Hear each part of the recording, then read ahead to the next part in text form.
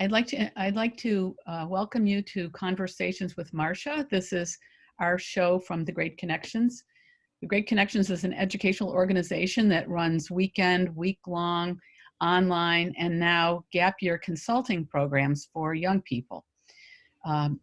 This show is mainly about psychology, education, and growing up, what's involved in growing up. I'd like to welcome our guest this morning, Mikkel Thorup. He's the director of 𝗥𝗲𝗹𝗲𝘃, a major resource for people living internationally, and he runs the Expat Money Show podcast. And he has about 3 million people engaged between reading his website, his materials, and his podcast. But we didn't invite him here specifically for that. Today we're inviting him here because of his own educational experience and how he dealt with it and how that led him to becoming an expert in expat living. So Mikkel, I understand that you had a difficult educational experience when you were growing up. And let me just say, Mikkel's in Panama right now. I'm in Chicago, and he grew up in Toronto. Well, Marsha, thank you so much, first of all, for having me. I think what you're doing is really important. So feel very honored that you're having me on your show, and I'm here to help and answer any questions and hopefully inspire and possibly give people a different point of view on specifically education today. Great. So do you want to tell us a little bit about your educational experience and what that led you to? Yeah, absolutely. So I grew up in southwestern Ontario, not a small town, but a normal sized city.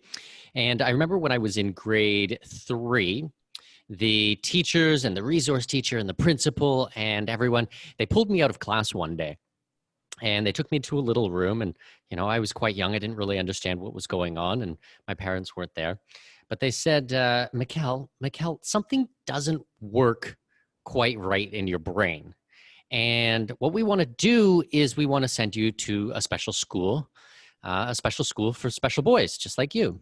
And that's what they did, Marsha.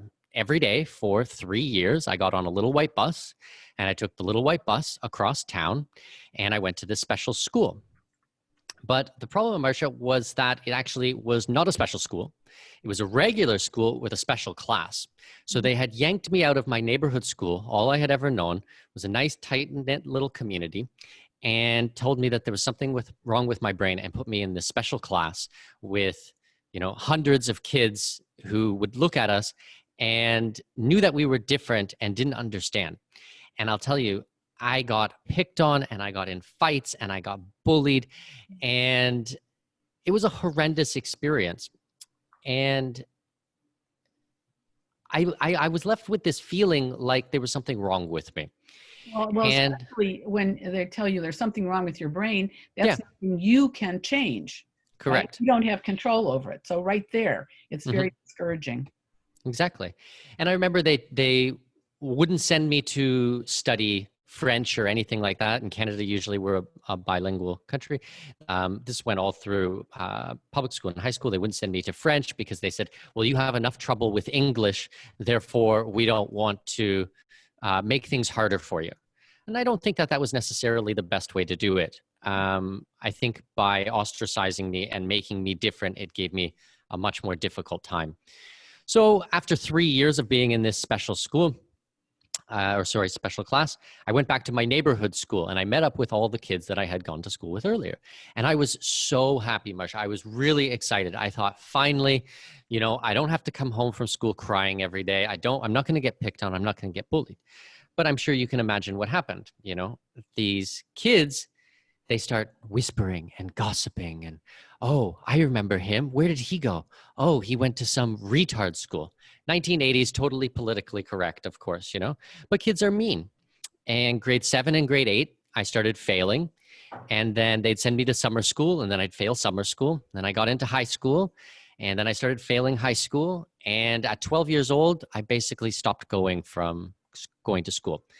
And at 15, I dropped out. I officially dropped out. And I was doing, sorry, go ahead. Question. So can you tell us a little bit about your thinking process that led you to decide just to drop out? How did you decide that? And how did you deal with the authorities too? Well, so what ended up happening was At 12 years old, when I stopped going, my parents had already separated. So my father would be at work all day, and then I would pretend that I went to school. Ah, Or I would I'd forge a note. Or I would go to school, I would be there for attendance, I'd ask to go to the washroom, and I wouldn't come back. oh, Or, I had every little trick and thing. And not to say that I never got caught. I certainly did. And I would make excuses, especially when it became report card time. And my marks are 30s and 40s instead of, I don't know what, 70s or 80s or something like this. And then they would send me to school, summer school. And then I would do the same thing in summer school until finally I couldn't take it anymore. And I just said enough. And, I was a willful child, Marsha. I'm a willful adult, but I was really a willful child. Like you couldn't force me to do anything. I never really did well with force in any way. But I started working at a young age. I started saving up money and I started traveling. And as a teenager, I went overseas for the first time. And it was interesting because my father had always told me that the greatest thing he ever did in his life was backpack and travel around the world. And he had gone to Europe for say 3 or 4 months when he was in his 20s. And I thought, well, what? If this was the greatest thing you ever did in your life, why didn't you do more of it? Why did you do the one trip and then stop? But when I started traveling, I really saw what he was talking about, that it really was such an incredible experience. And when I was out there, I met so many amazing human beings. And I realized that there's not just one way to learn things. There's not just one way to do things. That actually I could make my own decisions. Just because I didn't finish high school doesn't mean that I'm not educated, doesn't mean that I'm not intelligent or anything like this. And, I'm 37 years old now. I've been traveling for 20 years straight. I've been to more than 100 countries, something like 104, 105 countries at last count. I've lived in 8 different countries, and I've circumnavigated the planet more than 400 times. And, I read more than 100 books a year. I work with mentors. I work with coaches, consultants. And I mean, that's how I learned. That was a system that worked well for me through experiences and from working with people who had actually done stuff. Being in a very rigid school environment didn't work for me. I didn't like being forced into one class with all the kids who were exactly the same age, learning from one person at the front of the room. It didn't work for me. Make sense? Yes. And going back to when you decided to drop out, can you recall what your mental process was that you went through? I would love to say that I had everything figured out and I knew I was going to be okay and everything was going to be fine, but I didn't know that. I would be, anybody who says that at 15 years old, they have everything figured out. Like, it's just ridiculous. I knew that the situation was wrong and I peacefully removed myself. That's as far as I knew. I can't do this anymore. I'm not able to cope with this. There has to be a certain way. This can't be my life. And that was it. That was kind of my starting point. And then when I was done school, it was like, okay, well, how can I learn? And by the way, my learning disability, there's something wrong with my brain, was a form of dyslexia. And now I'm a professional author. So, I mean, go figure what they say. Like, don't listen to them when they diagnose you with these things. You can really do anything you want if you put your mind to it. And I mean, I just needed a different medium. I just needed a different system to learn. Well, and the unfortunate thing is, going back to your experience in the special class, is that by saying, well, we're not going to burden you with learning French, they're not encouraging you to live up to your highest abilities. Correct.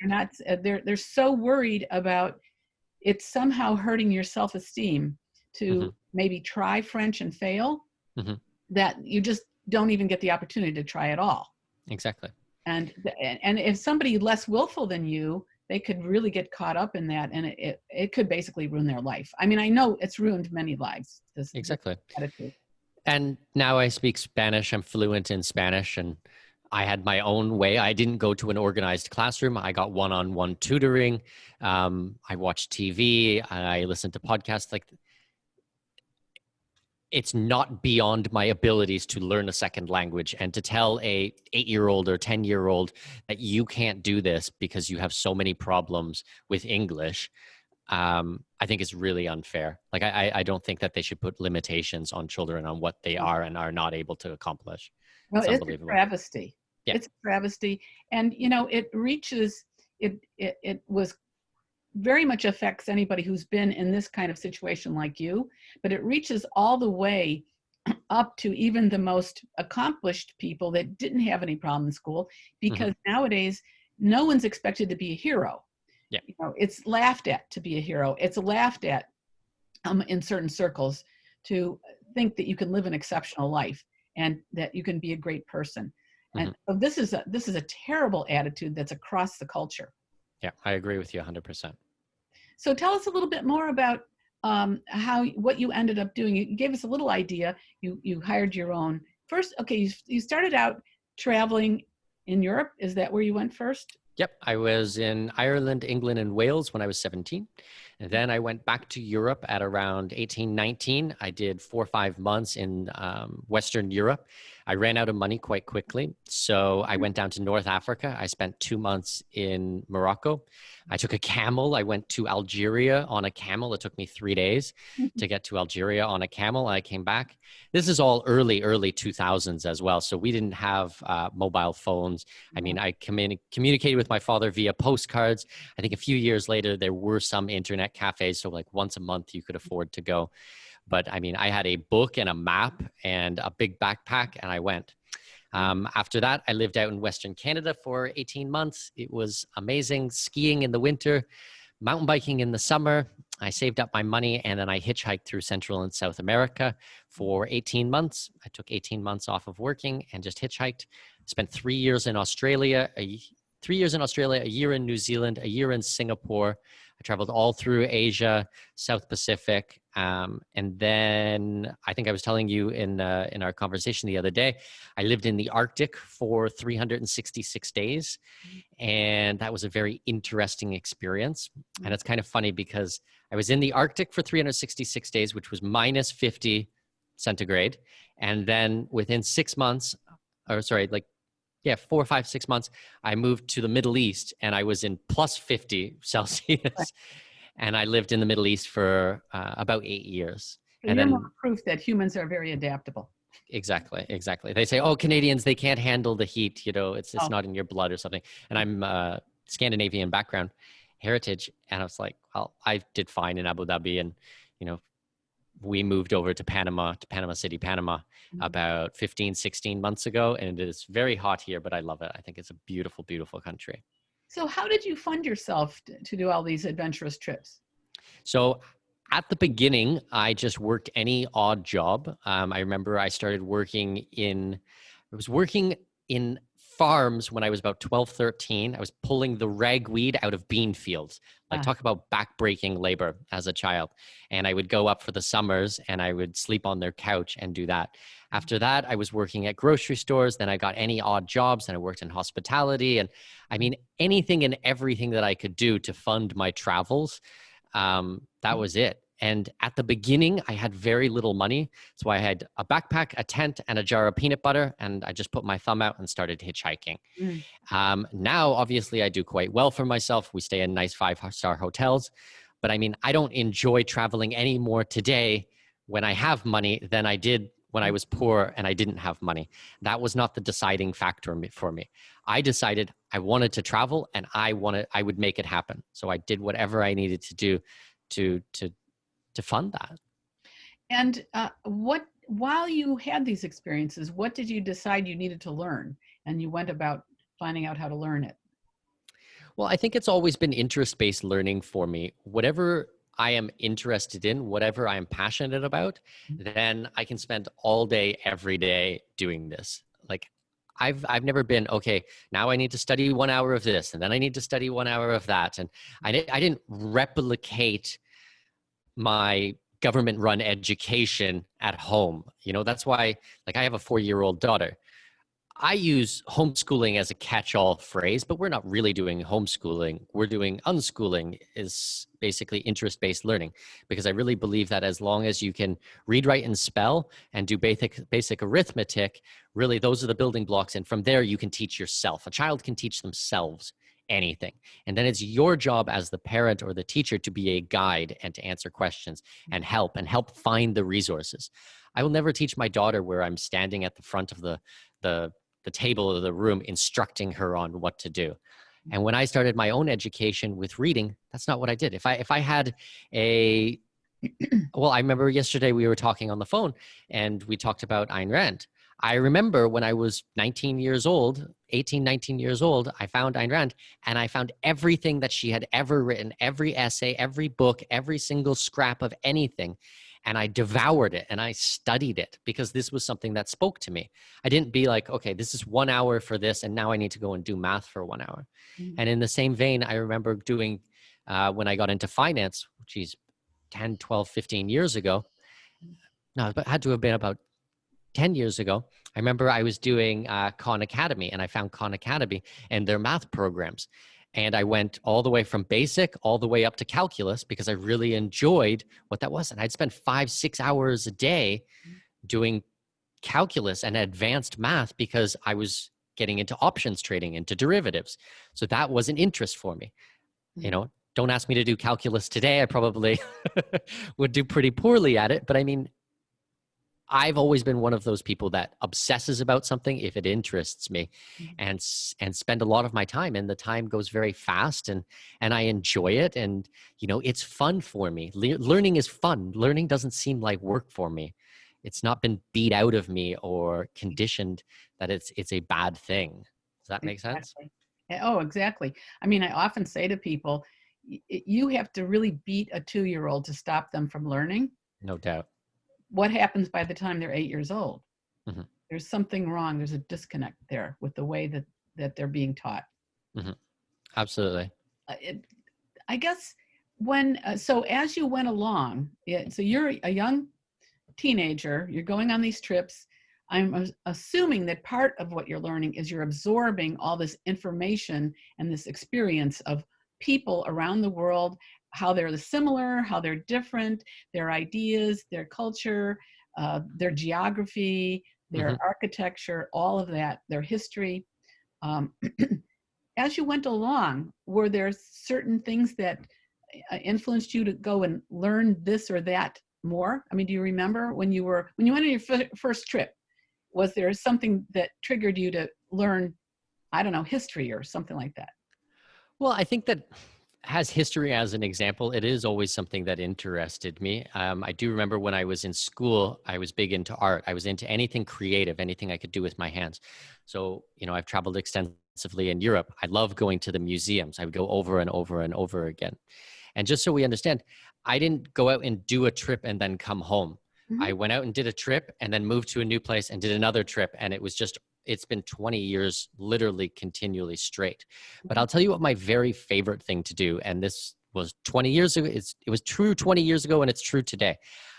I love going to a cafe or a park or a beautiful location, sitting there with a really nice book, maybe doing some people watching and just watching ordinary people do ordinary things completely different than I ever would have done them back home. So, I mean, like 8 years in the Middle East, that was a pretty wild experience. When people tell me they want to talk to me about Islam and Muslims and all these different things, it's like, wow, where did you learn that from? You know, because I lived in a Muslim country and it was actually very peaceful and it was very beautiful and they treat the women with respect. And I didn't see any of these things that you speak about. Now, granted, I haven't been to Pakistan and I haven't been to Saudi Arabia, but I've been to Iran. And I saw Iran was actually a very peaceful country. And I remember one time, Marsha, we were in the market in Tehran and a group of women walked by and the men had been very loud and they're selling and, you know, it's the energy and the hustle and bustle. And when the women walked by, they quiet their voices, they took a step back and they let the women pass. There was no aggression, no catcalling, no anything like this. But, you know, if you believe mainstream media, Iran is the axis of evil. This is evil incarnate. This is where it comes from. And I think that this is also an opportune time to talk about or to mention, we need to make a difference between the people and the government. Is the government doing some pretty nasty things? Absolutely. But I hate to break it to everyone here, the US government also does a lot of really horrible, nasty things. That doesn't mean that I hate Americans. Actually, some of my best friends in the whole wide world are Americans. I've traveled through, I don't know, 15, 20 some odd states. I've spent tons of times in the United States. I love the culture and the food and the movies, and there's so many amazing qualities. But we need to make the difference between what the government does and what the people do. Because just to say, and this is just an example, Iran is an evil place. Well, I mean, you've never spent any time with Persians because they're just the most lovely human beings you'll ever meet in your life. Good points. Good points. I wondered if we could get back to your self-education. And so I'm trying to get a picture of, as you went along, how you've decided to learn different subjects. What influenced you to be interested in learning more? Do you remember? Well, I think that's why I keep bringing up travel, because it's my curiosity of the cultures, of the people, of the language, of the food, all these things that drove me to go to those countries. And so it's not just me picking up a book in the library and reading someone's opinion. A lot of my education has been going there and seeing the place in real life, touching, feeling, smelling, having conversations, tasting. That's been a big part of my education. I think that experiences of doing things is its own form of education. I don't think education has to be rigid and strict in that you can only learn in a classroom environment. Yes, I am a voracious reader. I love to read, but I mean, I like to read things from people who did stuff. I don't have an interest in reading things by someone who's just learned about it academically. I want to learn business from someone who built a business. I want to read travel reports and things from people who actually went there and saw it with their own eyes. That's kind of that curiosity. I like different cultures. Maybe I'm not giving the answer that you're looking for, but this is really the truth. It's that curiosity in the countries and the culture that's always drove me forwards. I guess what I was trying to get at is obviously you've learned a lot about the traditional academic subjects, but you've done it in your own way. So I was wondering kind of the course which led you. So you went to a country and then you got interested in their language and then you learned the language because of that. Or you went to another country and you got interested in the art, so then you went and read books about, well, how did that get created? You saw the businesses in a third country, and well, how did they create those? And is that that's a very good summary. Absolutely. And see, my guiding force or my lifelong goal has been to go to every country in the world. So there's 193 countries recognized by the United Nations. And when I started at zero countries, people laughed at me. They thought I was being silly. Now at 105 countries, and I still have the same goal, and it's 20 years later, no one's really laughing. Like, I don't think that anyone believes that I can't do it. It's completely doable. It's just a matter of time and energy and effort. I think that every country and every culture has something to teach you. Learning patience. You're not going to learn patience in a school, but I tell you, if you're waiting for a bus and the bus is 3 days late and you're sitting there waiting, you have to learn patience. You have to learn ways to entertain yourself. You have to learn how to appreciate your time and not wish it all away. I don't practice escapism in that I want my time to disappear. I try to make as much time count. Yes, I've watched mindless television. I'm certainly not perfect by any means, but I try to get the most out of my time. But yeah, absolutely. I love to read books. If I go to a country or I'm planning a trip, I want to read about it. I want to explore. I go on the internet, I research, I watch YouTube videos. And then in the same vein, sometimes I show up in a country and I have no idea. And I just plop myself down and okay, well, let's just figure it out, because that's its own adventure as well. I wouldn't say that I obsessively research about one country or where I'm going to go. Actually, if anything, the opposite of that course, because I probably would just book my first night or my first couple of nights in a hostel or a hotel or a pension or nowadays an Airbnb. Mhm. And then I'm just flexible. You meet someone, they want to go over there. Sure, I'll go with you. Oh, look, they've got a museum. Oh, they've got a parade. They've got something going on at the park. Mhm. I just try to fit in and figure things out as I go. So Yeah.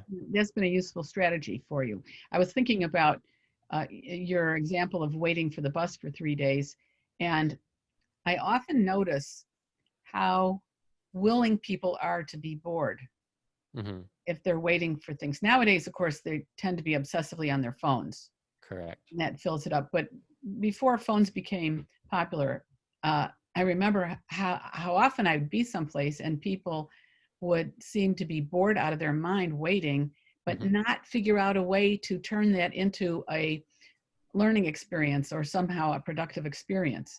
Hmm. But it sounds like you're always doing that. And so that's a principle to follow Hmm. to enrich your education and enrich your life, is try to figure out in any situation that you're in, what can I get out of it? Well, you have to understand that when you read as much as I do, whether that be books or audiobooks or podcasts or any type of input, I have an extreme amount of input. I'm constantly putting things into my mind. Um, you do need time, or I do need time to sort through that information. Mhm. It can't be just 24 hours a day input. Mhm. So if I'm on a long flight or a long bus ride or I have to wait in line, I just try to reflect on these things and try to sort through it in my mind and think about it. Like, I like to use my brain. Novel concept, I understand in this day and age, but I actually like to use my brain. I meditate. I do a lot of stretching and yoga and these types of things. Sometimes, yes, I do have an audiobook. Lots of times I don't, because I just want to reflect on things. I think self-reflection is totally underrated. I think that being distracted at every moment of the day is kind of counterproductive. Mhm. Um, yes, I have a phone. Yes, I'm on Twitter and I'm replying to customers and clients. But I mean, at the same time, I try to carve out pieces of time that are for me, that I can center myself, that I can think about things and reflect on them. You know, it's interesting that you say that, because I mean, I couldn't agree with you more, Hmm. because the way the mind works is that you put all this information in your mind, and then it takes time for your subconscious to sort through it and process it and Correct. categorize it and make it into a form that's useful for you to actually use. And there's this trend in the last 20 years for parents to keep their children constantly busy. So Correct. they go to school all day, then they come home, then they've got them in 3 lessons after school. Yeah. And And then there's no, homework, and then it's just nonstop. right, there's Absolutely. no downtime. They don't realize how important that free play, or the time when the child just can figure out what they want to do. And unfortunately, the children a lot of times are filling that with um, a lot of online stuff and not playing outside. One of the Hmm. advantages of playing outside, not only is it really important, your interaction with nature, but also it turns out to be very calming, Hmm. very, very inspiring, but it also gives you time to think things over. I know often when I'm working on something, I'll go out and work in the garden for a while. Hmm. And that time will, I like to listen to the birds and the wind, and all of that plays into um, organizing my thoughts about things. And then Absolutely. sometimes you come out of that with the most productive thoughts ever. You know, you've solved problems. Correct. Well, it's kind of cliche, but people always talk about how, they have their best ideas in the shower. Yeah. Well, I mean, there is a reason for that, and you can actually replicate that in other ways. It doesn't have anything, well, I don't believe it has anything to do with the water or that situation. It's that you just let your mind wander freely. And I agree completely. When I lived in Abu Dhabi, I had a big balcony, I had a garden. I would go out there for a few hours not every day, but every couple of days, and I wouldn't do anything. I would just kind of let my mind wander. And I think that's where I get a lot of great ideas. But Exactly. you need to allow yourself to be bored, or allow your mind to do that. If you're just constantly, Facebook, Twitter, Instagram, Mhm. YouTube, everything, I mean, you'll never have a chance to sort through that information. Exactly. Yeah. And there's a Oh, really excellent book called 𝗥𝗲𝗃𝗀𝘃. Have you ever read it? no. Okay. What he talks about is giving your subconscious problems to solve. He talks about many things in the book, but this was one of the big takeaways for me. So often what I do when I have a work project or something on the go, I will actually have many projects all happening at once. This is what works for me. I have many projects going on at the same time, all in different degrees of doneness. So I don't try to sit down and do one project A to Z all at once in one go. No, I'll start something, I'll work on it for half an hour, then I'll leave it and I'll go do something else, and then I'll go do something else, and I go do something else. And then when I take a nap or when I sleep or when I'm in the shower or gardening or something like this, my mind is constantly trying to solve problems just in the background. This is not conscious, focused effort. This is just something that I know about myself, that it's happening. And when I sit down the next day, 2 days later, 4 days later, I know the answer intuitively. I sit down and I start writing. You have to understand that at my job, at my company, we produce probably about 100,000 words of edited, published content a month. I mean, anywhere from 70 to 100,000. Now, you can figure that a mid-sized book will be anywhere from 50 to 70,000 words. So we're doing the equivalent of an entire book or a book and a half every single month of well-researched content. And if I tried to just sit down and write an article all at once on something that I didn't know, or I had to, research and figure out, I mean, I would never be able to do that. I just wouldn't. I need to take advantage of all these other things and the way that your brain works. I've discovered this. I've seen research for it. It's worked really well for me. And I definitely recommend anyone pick up 𝗥𝗲𝗃𝗀𝗃. It was written quite a while ago, but the lessons in it are still applicable today. Yeah, you made me think of one of my all-time favorite books, which strangely is difficult to get a hold of today. It's called The Act of Creation by Arthur Koestler. Arthur Koestler became famous as an anti-communist back in the 50s. He had been a communist, becoming an anti-communist, but then he got into, he was also into science, and he researched how science, art, and humor were very similar. And he talked about all of the processes and subconscious processes going on. It's one of the, I read it 40 years ago, and I still reference it all the time. And he talks about all these processes you're talking about, that of how, what happens in the mind that gets you to put your information together and what's going on. Well, I don't want to keep you too long. Is there anything else you'd like to recommend to listeners in terms of their self-education? Well, in terms of self-education, I do think that input is very important, but I would just be very mindful about where you get your input from, because it's not all created equally. I think that especially in today's day and age, we're seeing a political side for basically everything. Our entire lives have become political, and, especially for your children, just be aware of this, that everybody has an objective. There is always something going on. So if you are from the left, then fine, send from the left. If you're from the right, if that's the values that you want, great. For me, I believe in liberty and freedom. I guess the closest we could call is a libertarian perspective. I try to make sure that I read things and that I show my daughter things with this same type of bias in place, because I don't want to have someone else control my child or control what I'm reading. I think that it can be useful to read things from other political ideas, but at the same time, be aware of it. I guess that is really my tip, because you can't just pick up a New York Times bestseller and just think that that is going to, that it is objective and that it has everything in place. Like, they might not align with your values as a human being.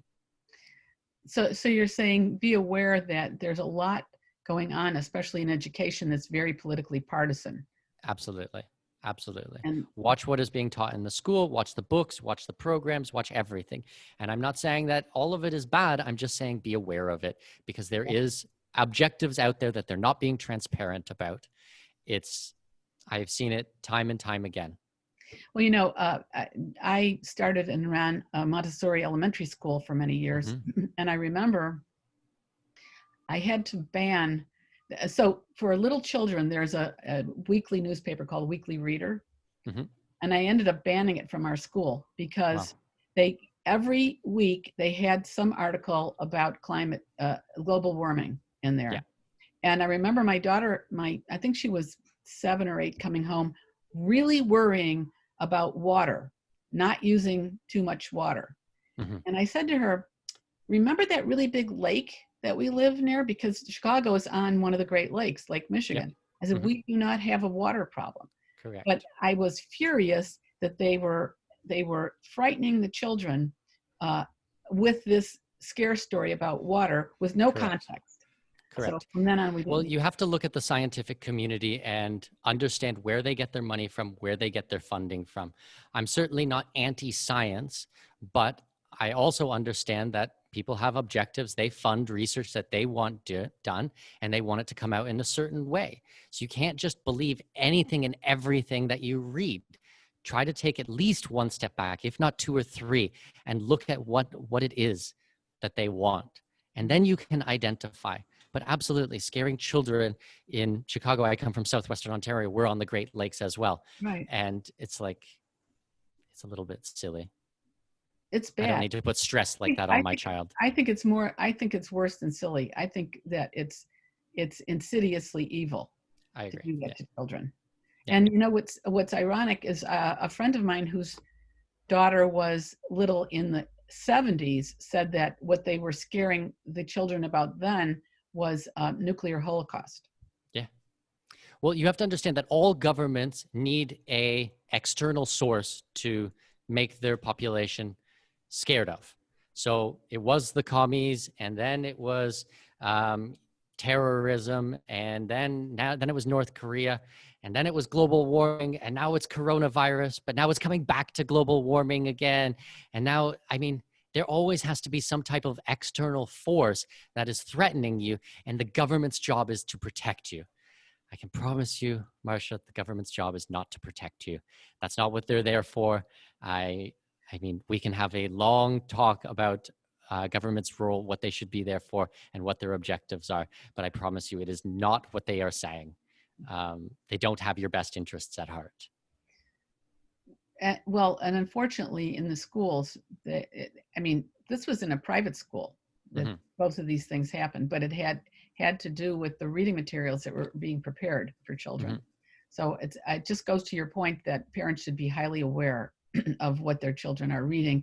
And in that case, we used it as a counterpoint to give the children a different point of view. Oh, well, look, this is the fact here, so that they became more critical thinking. Yes, in terms. Can identify. I was going to say skeptical, but I don't mean skeptical. I mean looking for well, what are all sides of the truth? So yeah, and I don't want anyone to ever think that because I'm homeschooling or unschooling or world schooling my daughter, that I don't want her to be socialized, or I don't want her to be in an environment where she's not dealing with other human beings. Nothing could be further from the truth.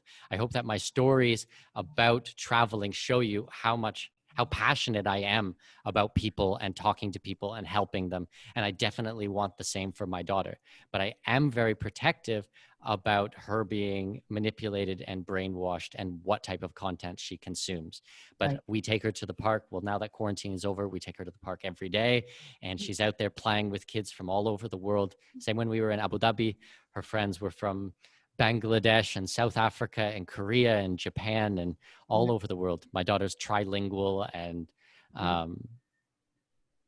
just be really aware about what's going on. Very good. All right. Well, thank you very much for your time. I really appreciate it. And it's a great story. I think it should be inspiring to other people. Hopefully some young people who are struggling through school might decide that, well, they can take another path. Absolutely. There's a lot of options out there today, so just go explore. And if people want to find out more about what I do, please feel free to visit escapeartist.com or sign up for my podcast. It's completely free. It's called the Expat Money Show. You can find it on Apple Podcasts, Stitcher, Google Podcasts, basically anywhere that popular podcasts are found, and we would love to have you. Thank you. Thank you.